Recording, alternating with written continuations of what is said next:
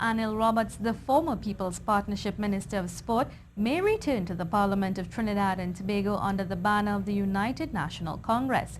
Roberts made a surprise appearance at the UNC's Monday night forum in Diego Martin, ending 27 months of speculation of his whereabouts.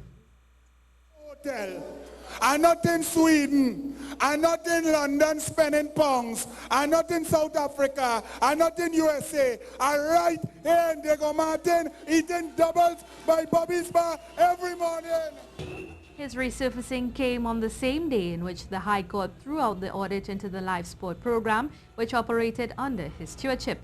Mr. Roberts said he chose to reappear on the UNC platform since he felt exonerated from the long-running court case. It's before the court. You must hush. You must respect the court, because the judiciary, thank God for the judiciary, they're slow, but it's the only independent institution in Trinidad and Tobago where you could get justice if you have the time to wait. And I had the time to wait, and time come to jump out. Null and void. Now, just to give you some context to the Anil Roberts story, on Monday afternoon, the High Court Judge Miradine Amoro ruled that several former Sport Ministry senior members were not afforded the opportunity to be heard before the live sport report was made public. In her judgment, Justice Amoro also said the audit team breached the legitimate expectation of the claimants when it denied them the right to make representations before the final report was made public in Parliament. Let's discuss this further with political and economic scientist Dr. Bishnu Raghunath from the University of the West Indies. Dr. Raghunath, good afternoon. The return of a very interesting, colorful figure to the UNC. What do you make of this move, which caught everyone by surprise? Well, I think it was simply a matter that the UNC is looking inwards and looking at what stocks it has in its place. Former Minister Roberts was a loud voice in the UNC in its earlier campaigns, and the live sport issue in itself sort of silenced Mr. Roberts. Now that we've gone past the live sport, or at least the judgment that said that simply that there was not fair treatment by the claimants in this matter, Mr. Roberts has seemingly gotten voice, and more importantly, the UNC has seen it fit to put Mr. Roberts back onto the platform.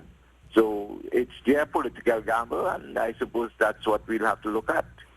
Mr. Roberts had resigned from the post of sport minister and disappeared from sight but resurfaced.